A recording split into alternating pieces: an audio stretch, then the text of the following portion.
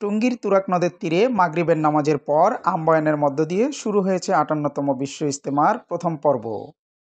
বৃহস্পতিবার ৩০শে জানুয়ারি মাগরিবের নামাজের পর ভারতের মাওলানা ইব্রাহিম দেওলার আম্বয়ানের মধ্য দিয়ে শুরু হয়েছে এবারের বিশ্ব ইজতেমার আনুষ্ঠানিকতা।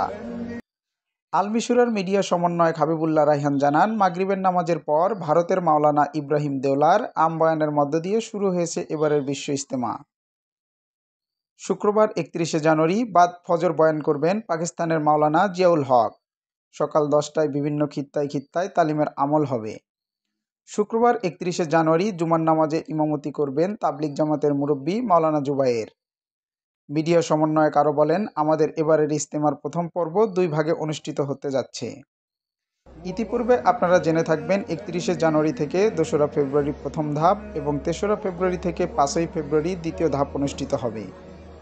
দুটি ধাপেই শুরায়ে নিজামের তত্ত্বাবধানে অনুষ্ঠিত হবে। প্রথম ধাপে ৪১টি জেলা এবং ঢাকার একাংশ অংশগ্রহণ করবে। দ্বিতীয় ধাপে প্রায় ২২টি জেলা এবং ঢাকার বাকি অংশ অংশগ্রহণ করবে। এরই মধ্যে কানায় কানায় পূর্ণ হয়ে গেছে ইজতেমা ময়দান।